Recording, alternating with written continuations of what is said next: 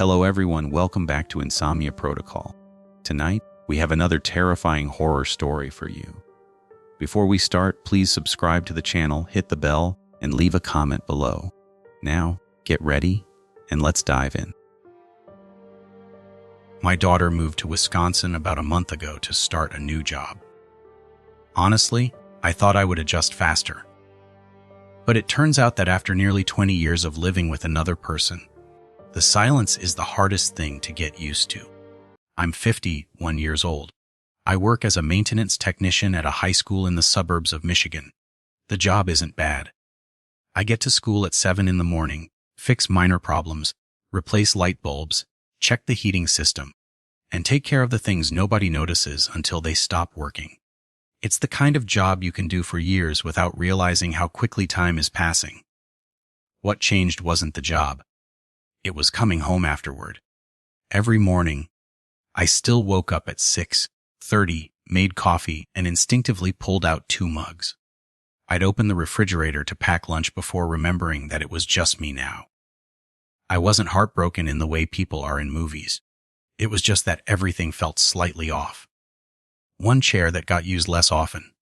One room with the lights turned on less frequently. One house that felt quieter than it used to. After work, I would often sit in my car for a few minutes before going inside. Some days I'd turn on the radio just to hear other people talking. It sounds silly, but it made the house feel a little less quiet when I walked through the door. One Tuesday evening, I was sitting on the couch, scrolling through my phone with no real purpose. I wasn't looking for a job because I needed money. Financially, I was doing fine. I just needed a reason to break out of the routine, a reason to go somewhere, do something, meet different people. Most of the listings were the usual kinds of jobs: warehouse work, delivery driving, short-term maintenance positions. Then I saw a posting with a very simple title: Caretaker needed for Lake Huron research station. 3-night contract. High pay. No experience required. That was the entire headline.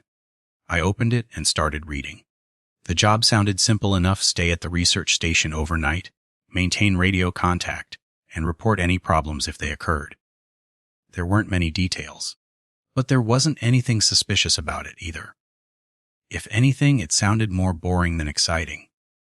I read the listing 3 times. Then I looked around my quiet living room. I can't really explain it, but for the first time in weeks, I felt like I had something to look forward to. Just 3 days. Just somewhere completely different. Just a chance to change the scenery for a little while. So I clicked apply. 3 days later, I was driving north through Michigan toward Lake Huron. At the time, I still believed it was just a simple temporary job. That was the biggest mistake I ever made. I drove for almost 6 hours before I finally saw the sign pointing toward the research station. The highway narrowed into a quiet county road. That road eventually became cracked pavement surrounded by thick forest.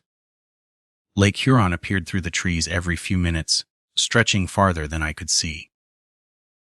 It looked more like an ocean than a lake. Gray water blended into a gray sky until the horizon disappeared completely. I had visited lakes before. None of them had ever felt this isolated. My phone still showed 1 bar of service, but every few miles it disappeared completely. The navigation application froze twice before finally catching up again. About 15 minutes later, I reached a chain-link gate with a faded government sign hanging from one side. The paint had peeled away long ago. I could still make out the words Great Lakes Environmental Research Station. Someone had attached a newer wooden sign beneath it with a simple handwritten message. Visitors must report to the main office.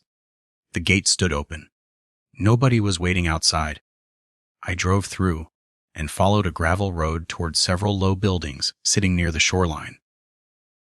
The station looked older than the photographs from the job listing. Most of the structures had weathered wood siding. A radio tower rose behind the largest building. Several antennas pointed toward the sky. Everything seemed functional, just old. 2 pickup trucks sat beside the maintenance garage. One belonged to the station. The other looked like it had survived at least 3 decades of Michigan winters. I parked beside the office and climbed out. The wind coming off the lake felt colder than I expected for early autumn. The air carried the smell of wet stone and pine trees. Before I even reached the front door, it opened. A heavy-set man with gray hair stepped outside holding a clipboard. He looked close to retirement. His jacket had the station logo stitched over one pocket. "You must be Daniel," he said. I nodded.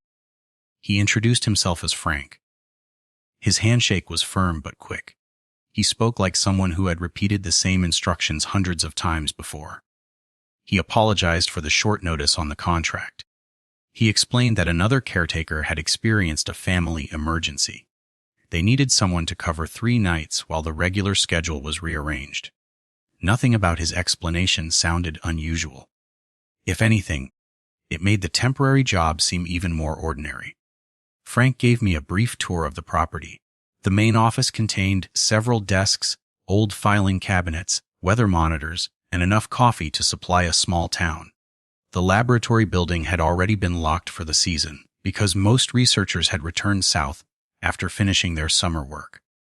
The maintenance garage stored generators, fuel tanks, spare radios, and basic repair equipment. Finally, he walked me toward a smaller cabin sitting closest to the shoreline. "This will be yours," he said.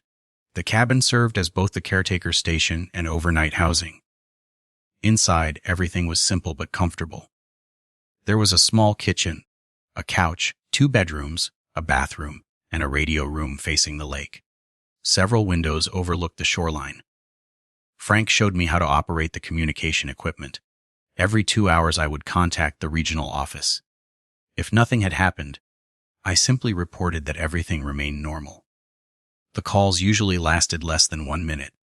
The emergency generator started automatically if power failed. Flashlights remained inside every room. A first aid kit hung beside the kitchen door. It all felt surprisingly organized. We finished the walkthrough in less than 30 minutes. Before leaving, Frank opened a drawer beneath the radio desk. He removed a folded sheet of paper inside a clear plastic sleeve. "Keep this close tonight," he said. I accepted it without much thought. At first glance, it looked like another safety checklist. I expected reminders about storms or wildlife.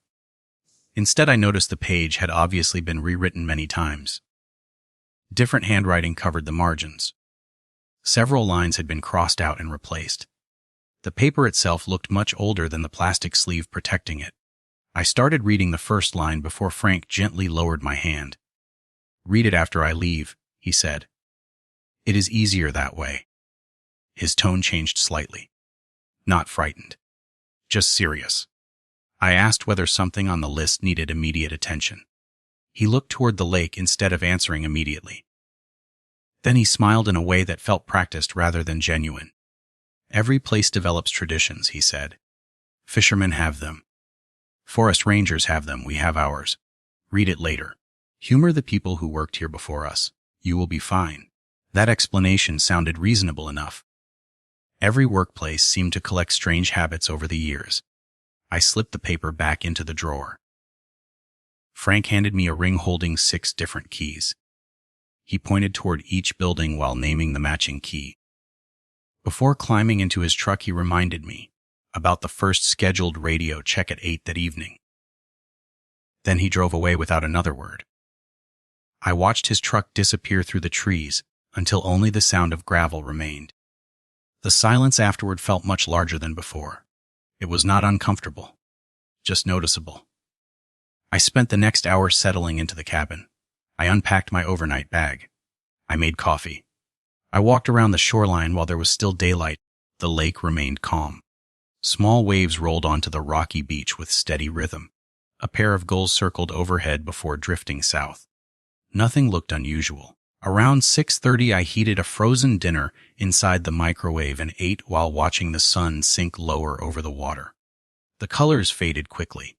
Gray clouds swallowed the remaining light until lake and sky became almost identical.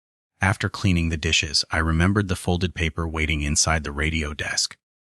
I opened the drawer again and carefully removed the plastic sleeve. The title simply read Caretaker Notes. Underneath it, someone had written another sentence in darker ink. Please read everything before your first night begins. I stood there for another few seconds before sliding the paper from its plastic sleeve. The handwriting changed several times from top to bottom. Some lines were neat. Others looked rushed, almost as if they had been added in the middle of the night. At first, I assumed the page contained reminders collected over many years by different caretakers. Maintenance notes, weather advice, maybe warnings about bears wandering too close to the station. The first sentence immediately proved me wrong. It simply said that after 9 in the evening, I should never stare at the lake for longer than 10 seconds. I actually smiled. It sounded like one of those harmless traditions Frank had mentioned. I kept reading. The second line explained that if the water ever began moving without wind, I should turn around immediately and walk back inside without looking again. That one was stranger. I glanced through the cabin window toward the shoreline. The evening remained perfectly calm. Small waves rolled toward the rocks exactly as I expected. Nothing unusual.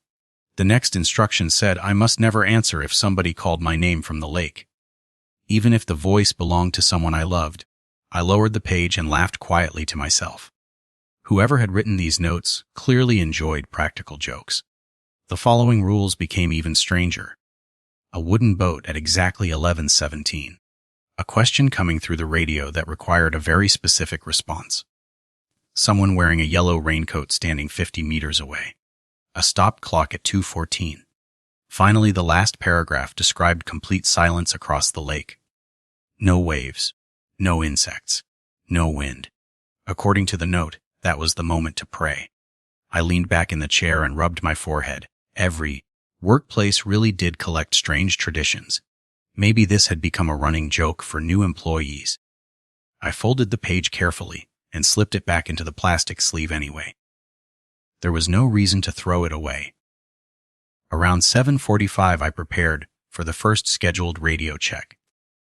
The equipment looked older than anything I used at the high school, but everything still functioned well. Exactly at 8, I contacted the regional office. A woman answered after only 2 rings. She asked whether I had arrived safely. I confirmed that everything appeared normal.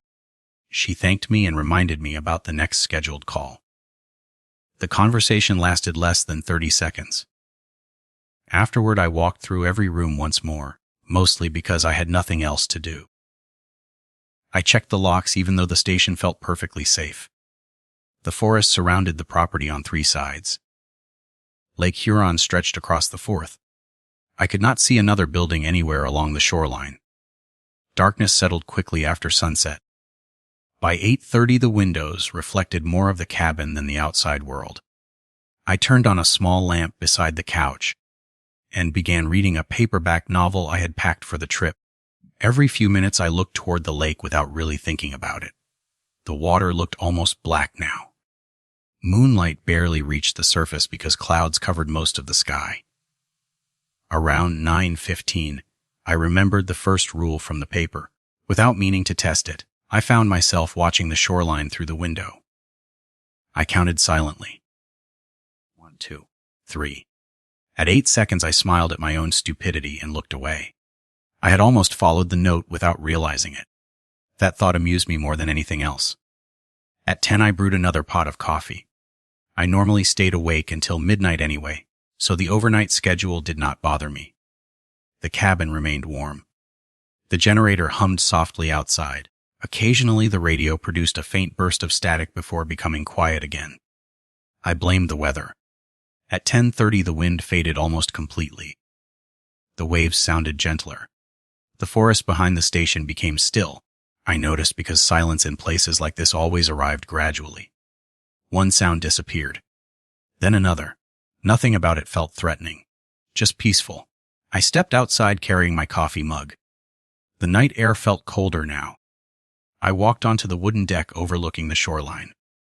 The lake stretched into darkness without revealing where it ended. It really looked like standing beside the ocean at night. I checked my watch. 10:38. Plenty of time before the next radio call. I stood there listening to the water for another minute before returning inside. At exactly 11, I completed another routine radio report. Once again, nothing unusual happened. The woman at the regional office sounded almost sleepy this time. We exchanged a few polite words before ending the call. I looked at the clock hanging above the radio desk. 11:03.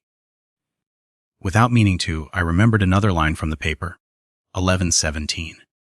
A wooden boat. I shook my head. It was ridiculous how easily one strange page could occupy my thoughts. I decided to make another cup of coffee simply to give myself something else to think about. While waiting for the water to boil, I noticed the digital clock on the microwave showing 11:14. 3 minutes. I caught myself glancing toward the window again. Then I laughed under my breath. I was 51 years old. I had spent decades fixing broken furnaces, repairing leaking pipes, and solving ordinary problems. I was not about to let an old piece of paper convince me that ghost boats floated across Lake Huron every night. Even so, when the microwave clock changed to 11:16, I found myself walking back into the radio room. I stood beside the window with my arms folded, mostly to prove the paper wrong. The minute hand moved slowly toward 11:17. Nothing happened. I almost turned away. Then something appeared far out on the water. At first I assumed it was driftwood. A dark shape moved silently across the surface. No engine. No visible light. Just a long outline gliding over the lake. I leaned closer to the glass. The object slowly became clearer. It looked very much like an old wooden boat. My first thought was that somebody nearby must have been fishing late. That explanation made perfect sense until I realized there had been no sound at all. No motor. No paddles striking water. The boat simply continued moving across the surface with impossible smoothness. It stayed far enough away that I could not make out details clearly. Then I noticed what looked like a single figure sitting near the center. I instinctively reached for the flashlight resting beside the radio. My fingers wrapped around it. Before switching it on, my eyes drifted toward the folded sheet still lying inside the open drawer. One sentence returned immediately. Do not shine a light toward the boat. I remained perfectly still. My thumb rested against the flashlight switch. The figure on the lake did not appear to move. Neither did the boat. Yet somehow both continued drifting across the dark water without making the smallest sound. The figure on the lake did not appear to move. Neither did the boat. Yet somehow both continued drifting across the dark water without making the smallest sound. I kept my thumb frozen on the flashlight switch. My breathing felt unusually loud inside the cabin. The radio beside me gave a short burst of static that cut through the silence. I did not look away from the window. The boat was still there, but something about it felt closer than before. The distance between it and the shoreline did not make sense anymore. It should have been far out in open water. Instead, it looked like it was just beyond the rocks. My mind tried to correct the image. I told myself it was a visual trick caused by darkness and reflection.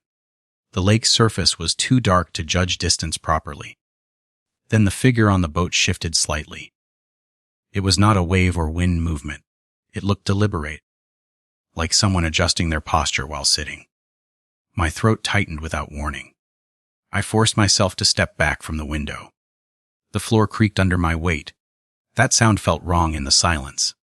The radio crackled again. This time the static lasted longer.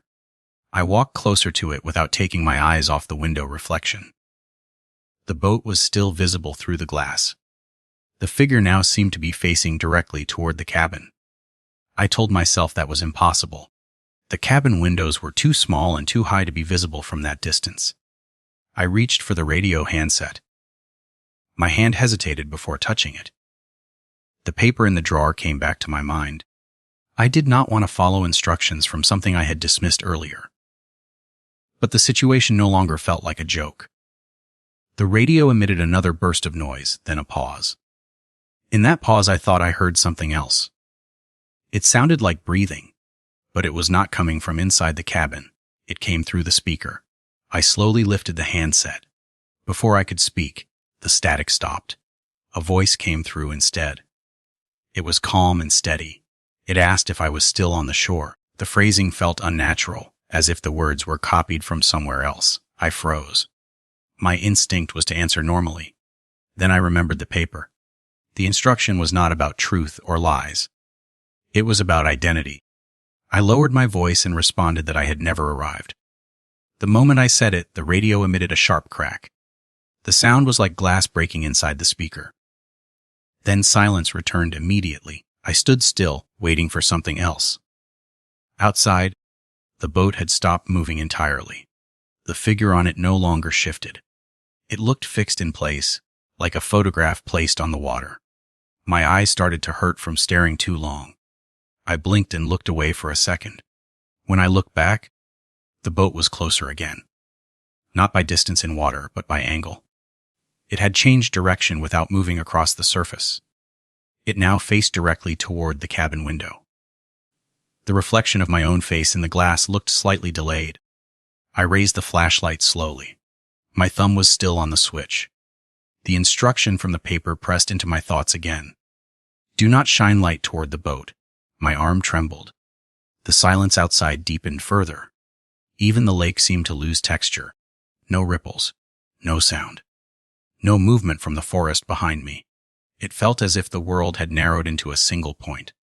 The boat and the cabin were the only things left with weight. Then the radio turned itself back on. No one touched it. The speaker produced a soft tone first, then a second layer of static. Under it I heard something else trying to form words. It was not clear language, but it followed rhythm, like someone practicing speech underwater. My grip on the flashlight tightened. I took one step away from the window. The reflection did not follow immediately. For a brief moment it stayed in place, still facing outward. Then it moved a fraction later, copying me too slowly. I felt my stomach drop. The delay was small but unmistakable. The cabin light flickered once. The generator outside changed pitch. I realized I had stopped hearing the lake entirely. No water movement reached the shore anymore. I forced myself to check the wall clock. The minute hand had stopped between numbers. It hovered close to 2:14. My mouth went dry. I looked back at the window. The boat was no longer clearly visible. Instead, there was only darkness shaped like a boat. The figure remained inside it, but its outline was thinner now, almost stretched, like it was no longer fully in the same place. The radio spoke again without static this time. The voice did not ask a question. It repeated something I could not fully understand. The rhythm matched my earlier response. I had never arrived. The phrase was being tested. I stepped backward until my back hit the radio desk. The flashlight slipped slightly in my hand. I caught it before it fell. The paper inside the drawer shifted from a faint breeze I could not explain. The cabin windows did not open. Nothing inside should have created airflow. Yet the paper moved again. Slowly. Like something nearby had changed pressure. The lake outside remained silent. That silence felt heavier than sound. It was not absence anymore. It felt like attention. Something was aware of the cabin in a way I could not avoid. I realized then that the rules were not warnings. They were instructions for staying unnoticed, and I had already failed in at least one way by looking too long. The boat outside did not approach. It did not retreat either. It simply remained positioned as if waiting for a response that had not yet been completed. The radio emitted one final burst of static before cutting off completely. The cabin fell into absolute silence. Even the generator outside seemed to stop. I stood there holding the flashlight without moving. The darkness outside the window no longer looked like night. It looked like depth. Something that could be entered. Something that was already partially inside the cabin without crossing any physical boundary. Then I noticed something behind my reflection in the glass. A second shape standing just slightly out of alignment with mine. It was not outside on the lake. It was inside the cabin, and it was not moving when I moved. I did not turn around immediately. That was the first clear thought in my mind. If I turned too fast, I would confirm something I could not undo. My eyes stayed locked on the reflection in the window. The second shape behind me did not move either. It stood slightly off alignment, like it was not fully committed to my position in space. I tried to breathe normally. It did not work. My chest felt tight, like the air had thickened inside the cabin. The silence was no longer empty. It felt structured, intentional. I slowly lowered the flashlight without switching it off. My thumb stayed ready on the button. The radio desk behind me creaked. I did not move. The sound stopped immediately after it began. That was worse than if it had continued. I counted seconds in my head. 1, 2, 3. Nothing changed. The reflection still showed me and the shape behind me. I forced myself to speak even though I did not know why. Hello. My voice sounded wrong. Too normal. Too loud. The shape did not respond. I realized I was still facing the window. Still using the reflection as my only confirmation of reality. That was a mistake. I shifted my eyes slightly to the side. Just enough to see the edge of the room behind me. There was nothing there. At least nothing I could define clearly. The air itself seemed denser near the radio desk. I swallowed and tried to step sideways. My foot hit the edge of the rug. The movement was small. But the reflection reacted a fraction of a second late. That delay confirmed everything I did not want to accept. I was not alone in the cabin. Something was copying me, or preparing to. The flashlight trembled in my hand. I forced myself to think logically. Mirrors can distort. Low light can create illusions. Fatigue can do the rest. I wanted that explanation to be enough. It was not. The radio suddenly clicked once. No static. Just a single mechanical sound. Like a switch being tested. I did not touch it. The speaker produced a low hum, then silence again. My reflection in the window blinked. I did not. I froze completely. That was the moment my body stopped trying to negotiate with reality. The shape behind me shifted closer in the reflection. Not in physical space. In position relative to me, like it was learning alignment. I slowly lowered the flashlight further. My arm felt heavier than before. The cabin lights flickered once, then stabilized. I realized something important. The power was still on. The generator had not failed. The silence outside was not caused by a blackout. It was something else. Something deliberate. I forced myself to look away from the window this time. Just for a second. The room behind me looked empty. Normal. Couch, kitchen counter, radio desk. Everything exactly where it should be. I almost convinced myself again. Almost. Then the radio spoke. Not through static this time. Clean. Clear. A voice that sounded close enough to be inside the room. It did not ask a question. It described a state. It said I had already responded incorrectly. My throat went dry. I stepped back without thinking. My heel hit the radio desk. The flashlight slipped slightly and I caught it before it fell. The voice continued. It did not change tone. It explained that identity confirmation was incomplete. That statement made no sense in a normal context. But in this place it did not need to. The window reflection shifted again. This time I did not match it at all. My reflection remained still while I moved. The second shape behind me filled more of the space. Not fully visible. Not fully absent. Just enough to suggest form. I backed away slowly from the window. Each step felt delayed in the glass. Like the cabin was testing whether I would notice timing errors. I did notice. I could not stop noticing. I reached the center of the room. The radio voice stopped. The silence returned instantly. That sudden absence felt like pressure release. I almost collapsed from it. Then the radio clicked again. One time. Then nothing. I stood in the middle of the cabin with the flashlight lowered and useless. My mind tried to reconstruct rules. Rules meant structure. Structure meant control. But the rules I had read did not feel like protection anymore. They felt like instructions for minimizing attention from something already present. Something that did not need permission to be here. I slowly turned my head toward the hallway leading to the bedrooms.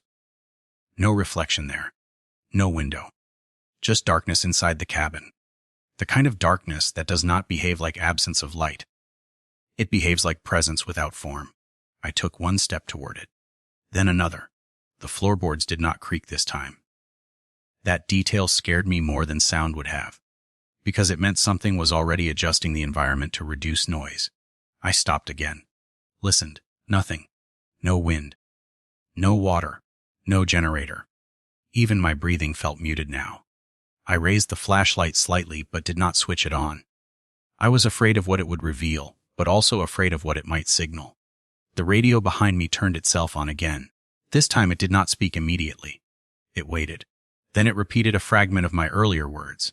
I had never arrived. That was all it said. Over and over. My skin felt cold, not from temperature, from recognition. The cabin was not reacting to me anymore. It was remembering me. I understood then that the rules were not warnings about the lake. They were conditions for remaining unrecorded by something that already existed there. And I had already been recorded. Somewhere outside, the lake remained silent, but I no longer believed silence meant absence. I moved toward the hallway anyway. Slow, careful. Each step deliberate. Behind me, the radio stopped repeating the phrase. It did not go silent. It simply changed tone. Like it was listening now instead of speaking. And in that moment I realized the worst part. Whatever was in the cabin was no longer testing whether I was alone. It was testing whether I would continue behaving like I was. I did not go into the hallway right away. I stood at the edge of it, listening. Nothing moved inside the cabin. Not a single sound. Even the radio stayed quiet for the first time since this started. That silence felt wrong. Controlled. Like someone had pressed pause on everything except me. I kept the flashlight lowered. Still off. My hand was starting to cramp around it. I noticed that only when the pain became distracting enough to break through the fear. I flexed my fingers slowly, careful not to make noise. The hallway ahead looked narrower than I remembered. That was not possible. I had walked through it earlier when I first arrived. It had felt normal then. Now it felt compressed. Like the cabin had shifted slightly inward. I told myself it was fatigue, long drive, stress, bad lighting. I kept building explanations because my mind needed something stable to hold on to. Then I noticed the air change. It was subtle at first, cooler, denser, not wind, something else. I took one step forward. The floor did not creak again. That silence from the wood worried me more than any sound. I raised the flashlight slightly but still did not turn it on. I did not want to confirm anything ahead of me. I needed distance from certainty. The hallway light at the far end flickered once. I froze. There should not have been a light at the end of the hallway. The cabin layout did not include one. I knew that. I had walked through it. I was certain. The light flickered again. Dim yellow. Old. It looked like it belonged to a different building entirely. I took a slow step back without thinking. My heel hit something behind me. The radio desk. I had moved closer to it without realizing. My sense of direction felt unreliable now. The cabin was not behaving like a fixed space. It was behaving like a place that could rearrange itself while I was not looking. I swallowed hard. My throat felt dry and tight. I turned my head slightly toward the main room behind me. The window was still there. The lake outside was still dark, but the reflection in the glass was gone. Not changed, gone. No image of me. No second shape. Just empty darkness where my reflection should have been. I stepped away from it immediately. My pulse spiked. That was not an illusion anymore. That was removal. I turned back toward the hallway. The light at the end was still there. It pulsed once. Slow. Like breathing. I realized something I did not want to accept. The cabin was no longer reflecting me. It was projecting something else. I forced myself to move forward again, one step. Then another. Each step felt heavier, like the floor was resisting. The hallway walls seemed closer now. I could almost feel them in my peripheral vision. I did not look directly at them. Looking felt dangerous, like acknowledgement would complete something. The light at the end brightened slightly, not enough to illuminate details, just enough to suggest depth beyond the hallway. I heard something behind me. Not the radio, not the lake, a soft sound, like fabric shifting. I stopped completely. The sound stopped too. That timing was precise. Too precise. I slowly lowered the flashlight and held it in front of me. Still off. I did not trust light anymore. Not here. Not in this space. The hallway seemed to breathe again. Subtle expansion. Then contraction. I could not explain how I was noticing it, but I was. The cabin was not static. It was reacting to attention. I understood that now. The less I acknowledged something, the less it existed. But the moment I recognized it, it stabilized. That was the trap. I took another step forward and focused only on the end of the hallway light. Do not think about walls. Do not think about behind. Only forward. My mind repeated it like instruction. The light flickered again. This time it stayed on longer. I saw a doorway beneath it. Not the cabin door I knew. A different frame, older wood, darkened edges. I had not seen that before. I was sure of it. The hallway ended differently than it had when I first checked it. That realization hit slowly. Then all at once. Something had changed the structure while I was inside. Or I had been inside something that was not consistent from the beginning. I stepped closer. My breathing became shallow. Controlled. I could hear it now in my ears more than outside. The flashlight trembled slightly in my grip. I tightened my fingers around it. The hallway behind me felt longer than before. That was impossible. But I did not turn around to confirm it. I kept facing forward. The doorway ahead now had detail. Scratches on the frame. Old paint peeling. It looked used. Heavily used. Like people had passed through it many times. I reached the halfway point of the hallway. Then I stopped again. There was sound now, very faint. Coming from beyond the doorway. It was not speech. Not exactly. More like repetition. The same rhythm I heard earlier through the radio.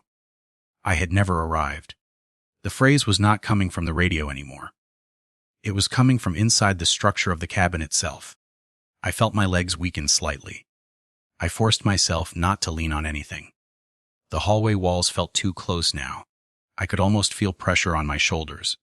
I raised the flashlight slightly again, but still did not turn it on. Something in me refused to introduce more light into this space. The doorway ahead remained dimly visible. The sound repeated again. Slightly clearer this time. Same words. Same rhythm. My throat tightened. I realized the rules were not external instructions. They were conditions for how this place recognized a person. And I had already triggered recognition. The cabin was no longer separate from the lake station outside. It was part of the same system, something that recorded presence. I took one final step toward the doorway. The sound stopped immediately. Absolute silence returned, not peaceful, not empty. Waiting, I stood there unable to move. Then the light above the doorway went out, not flickered, not dimmed. It shut off completely, and in that moment I understood I was no longer walking through a hallway. I was standing inside something that had finished preparing itself to open. I did not move when the light went out. I should have, but I did not. My body simply refused to decide what direction mattered anymore. The hallway became completely dark. Not the normal kind of dark. This was denser. Like it had weight. I kept my eyes fixed where the doorway had been. Even though I could no longer see it, I told myself to back away. Slowly. Carefully. Step by step. But my feet did not respond immediately. It felt like the floor had delayed permission. Then I finally moved. One step backward, then another. The hallway behind me no longer felt like a hallway. It felt longer than it should have been.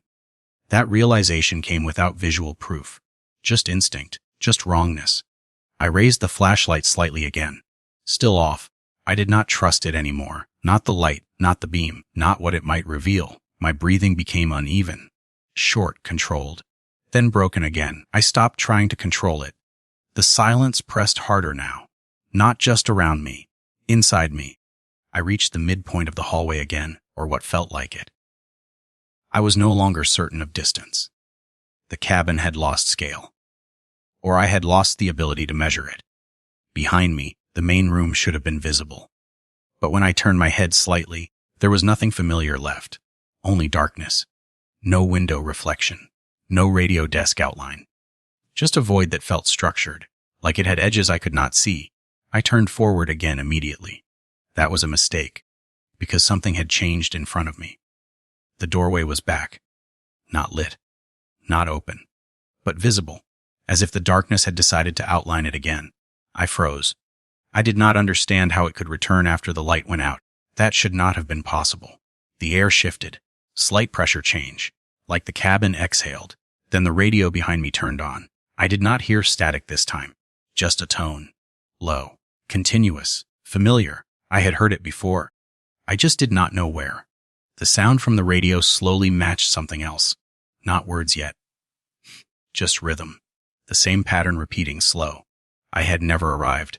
The phrase was forming again, but not fully spoken. More like it was assembling itself from the environment. I stepped back once, then stopped, because the hallway responded. It tightened. The walls did not move physically, but the space felt narrower, like the cabin was adjusting to my decision. I tested it again, one small step forward. The space loosened slightly, not much, but enough to notice. That was when I understood the pattern. The cabin was reacting to movement choices, not location, not direction. Choice itself. I swallowed hard. My throat felt dry and raw. I raised the flashlight higher. Still off, I considered turning it on. Then stopped. Something inside me resisted, like the light would finalize whatever this was. I kept it dark. The doorway ahead remained unchanged. But now I noticed something beside it. A thin vertical mark on the frame. Like a measurement line. It was not there before. I was sure of it. Another mark appeared next to it. Then another. Slowly forming upward. I realized they were not marks. They were indicators. Like the doorway was calibrating height or presence. I took one step back. Immediately the mark slowed. Then stopped. I stepped forward again. They resumed. That confirmation made my stomach drop. I was not observing the cabin anymore. I was participating in its measurement. The radio behind me changed tone. The steady sound fractured into short pulses, like someone tapping against metal underwater. I did not look back. I refused. I focused only on the doorway. The marks beside it were now halfway up the frame. I stepped back again. They slowed. I stepped forward. They continued. It was learning me. I felt something cold spread across my chest. Not fear alone. Recognition. This was not a haunted place. It was a system. Something that adjusted based on presence, based on behavior, based on response patterns. I tried to stop moving entirely. I stood still. The marks paused. The radio tone stabilized. Everything held, waiting. I realized stillness was also a choice. I just did not know what it meant yet. I slowly raised the flashlight again. My hand was shaking more now. I did not turn it on. I just held it. A useless object pretending to be control. The doorway ahead began to darken further. Not disappear. Compress. Like it was pulling depth into itself. Then I heard something new. Not from the radio. Not from the hallway. From inside the frame itself. A soft sound. Like wood settling under weight. Then a single breath. Close. I stepped back immediately. The hallway reacted faster this time. It expanded slightly behind me, but not enough to feel safe. Nothing here felt safe anymore. I turned my head slightly, just enough to see the edge of the main room again. The darkness there had changed shape. It was no longer empty. It had structure now, like something large was standing just outside visual confirmation. I could not see it fully. Only suggestion. Only interruption in darkness. I turned back forward. The doorway was closer. I had not moved toward it. It had moved toward me. The marks were now near the top of the frame. Almost complete. I understood what that meant without wanting to. Whatever this was, it was finishing alignment. I stepped back once more. The radio behind me stopped completely. No tone, no static, nothing. That silence was worse than sound, because it meant confirmation was complete. I stood still. My flashlight slipped slightly in my hand. I did not correct it. I could not decide anymore if I was inside the cabin or already part of what the cabin was building. The doorway remained in front of me, fully marked now, finished, waiting, and from inside it, something began to move closer without crossing distance. I did not step forward when it finished. I should have expected that something would happen next, but nothing did. At least not immediately. The doorway just stayed there, complete, finished. Like a drawing that had finally been outlined in full. No movement came from it, no sound. Even the radio stayed dead. That silence felt heavier than anything before. I tried to breathe slowly, in, out. It did not help. My body felt locked in place, not frozen, not paralyzed, just unwilling to commit to any direction. I lowered the flashlight slightly. Still off. I had stopped trusting it as a source of truth. The hallway behind me felt different again. That was the part I could not ignore. Space was not stable anymore. It was negotiating with me. I took one careful step backward. The hallway expanded slightly, like it was giving me room to retreat. Then I stopped. I tested it again. One step forward. The doorway reacted. It did not move physically, but it became more defined, sharper, more certain. I realized something simple and terrible. The cabin was not reacting to fear. It was reacting to decision. Every choice I made was shaping it. I stood still again. No movement. No change. Everything paused. Waiting for input. That was worse than pressure. That was invitation. The radio suddenly clicked once behind me. I did not turn. I refused. Another click followed. Then a faint tone returned. Not static. Not voice, just rhythm again, familiar now. I had never arrived. The phrase was no longer spoken. It was implied by structure. I swallowed hard. My throat felt tight enough to hurt. I took another step backward. The hallway responded immediately. It loosened, expanded, almost relieved, like it preferred that choice. That realization made my stomach drop. The cabin was not hostile in a simple way. It was selective. I tested it again. One step forward. The hallway tightened. Not violently, just enough to signal correction. Like a warning without language. I exhaled slowly. I could feel sweat on my hands now, cold, controlled. I adjusted my grip on the flashlight. Still off, still useless. I almost turned it on without thinking. Almost. Something stopped me. Not logic, not memory. Instinct. The doorway ahead remained unchanged now. Fully formed. No more markings. No more calibration. It was complete. That should have been reassuring. It was not. Completion meant readiness. I took a small step sideways. The hallway did not know how to respond at first. Then it adjusted. Slight rotation. The entire space subtly reoriented itself around me. I stopped again. That was new. The cabin was not just responding vertically or forward. It was adapting spatial direction. I was no longer inside a fixed structure. I was inside a system that treated space as flexible. The radio behind me emitted a low pulse again. Slow. Deliberate. I had never arrived. The rhythm was stronger now. It was not coming from the speaker anymore. It felt like it was coming from the walls themselves. I closed my eyes for a moment. Bad decision. Because when I opened them again, something had changed. The doorway was closer. Not by distance I could measure, by relevance. It occupied more of my attention than before. That was the only way I could describe it. I stepped back quickly. The hallway expanded sharply in response. Too fast. Too much. It felt like the cabin overcorrected. I stumbled slightly but caught myself. The flashlight nearly slipped. I froze again. The system stabilized. Everything held. I realized I could push it. I could shape it. But I did not know the cost of shaping it too much. The radio stopped again. Absolute silence returned. That silence now felt like observation.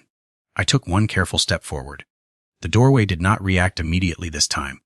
That hesitation frightened me more than response. Then it adjusted. Slowly. Approving. My breathing became uneven again. I felt like I was being evaluated. Not punished. Evaluated. I took another step forward. The hallway did not resist. That was worse than resistance. I was too close now. The doorway filled most of my view. The inside of it remained dark. Not empty dark.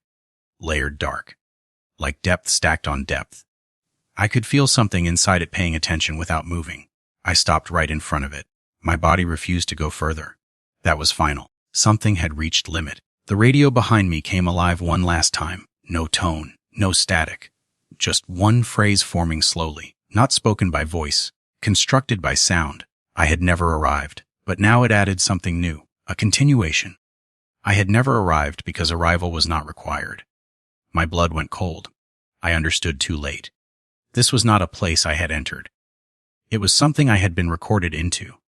The doorway did not open. It did not need to. It was already aligned with me. And from inside it, something finally acknowledged that alignment was complete. I did not understand what completion meant until it happened. Not in a dramatic way. Not in a sudden burst of sound or movement. It was quieter than that. Almost polite. The doorway did not open wider. It simply stopped behaving like a boundary. That was the moment I realized I was no longer facing something. I was inside it. The air around me changed first. Not colder, not warmer, just thinner. Like the space between thoughts, I tried to step back. My foot moved, but the hallway did not respond anymore. No expansion, No contraction. No negotiation. It ignored me. That was worse than resistance. I looked down at the flashlight in my hand. Still off. Still useless. I finally understood why I had never turned it on. Light would not reveal anything here. It would only confirm what already existed. The radio behind me came alive again. But it sounded different now. Not like a device. Not like machinery. More like memory repeating itself incorrectly. The phrase returned. I had never arrived. It did not stop this time. It continued underneath itself, layering over and over. I closed my eyes for a second. That was a mistake again, because closing my eyes did not remove anything. It only removed resistance. When I opened them, the doorway was no longer in front of me in the way I expected. It was around me, not expanded, rewritten. The edges of it were no longer edges. They were transitions. I was standing inside the frame without crossing it. That thought made no sense. Yet it felt accurate. I tried to speak. Nothing came out at first. My throat worked, but sound did not form correctly. I tried again. My voice finally appeared, but it sounded delayed, like it was not synchronized with my body anymore. The radio answered immediately, not with words, with correction. The sound changed my attempt into something else. I stopped trying to speak. The silence that followed felt structured again. Not empty. Organized. I realized something fundamental then. The cabin was not reacting to my presence anymore. It was maintaining my state. I was no longer influencing it. I was being stabilized by it. My legs felt heavier. Not from fear. From anchoring. Like gravity had been adjusted specifically for me. I took one step backward out of instinct. The space did not respond. That step did not register. I was still standing in the same conceptual position. I tried again. Same result. I was no longer moving through space. I was shifting inside a fixed definition of myself. The radio voice returned. Softer now. Almost calm. It repeated the phrase again. I had never arrived. Then it paused. Like it was considering whether that was enough. I looked toward where the hallway used to be. There was no hallway anymore. Only continuity. The structure had collapsed into a single condition. Presence without direction. I felt something behind me. Not physical contact. Awareness. Like something had completed its observation and no longer needed to remain hidden. I did not turn.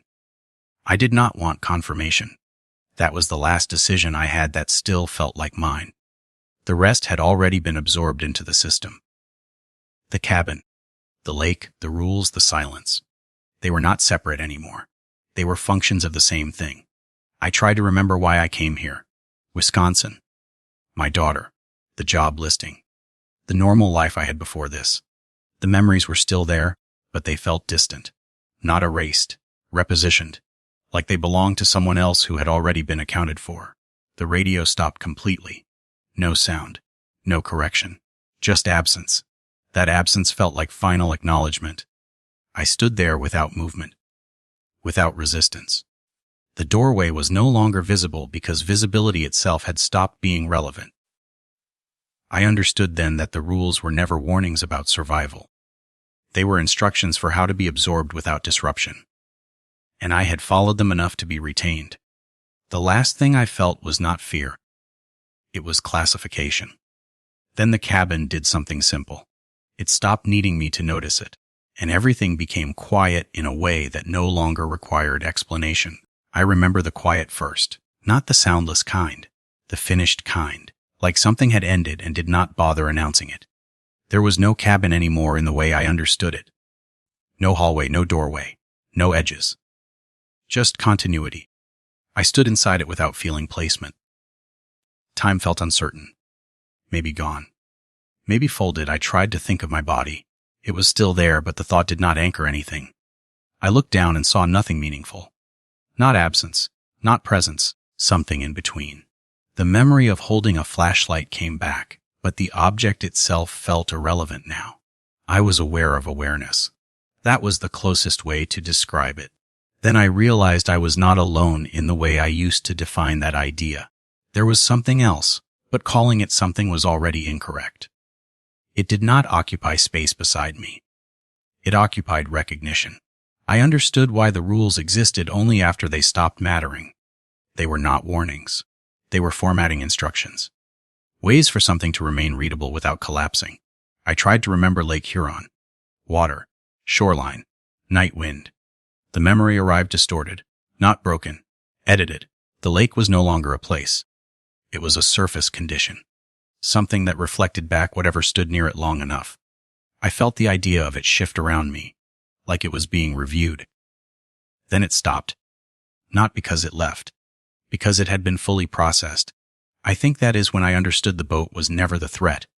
It was a marker, a scheduled observation point, a way for the system to confirm continuity across distance. I tried to resist that thought. Resistance did nothing. It did not even register as input. Something else was speaking now, but not in words, in structure, in placement, in confirmation of alignment. I was no longer being asked questions. I was being placed. There was a memory of my daughter again. Wisconsin. A phone call I could not fully reconstruct. Her voice existed only as emotional shape, not sound. I tried to hold on to it. It slipped, not violently, just naturally, like it had found somewhere else to belong. I felt something almost like sorrow, but even that was being reorganized. Not removed. Reassigned.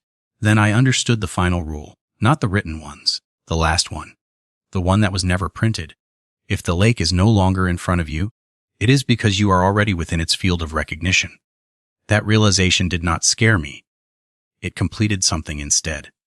The sense of standing collapsed. There was no standing, no falling, only continuation. I think I tried to speak again, but language no longer had direction. It did not need to travel anywhere. It was already contained.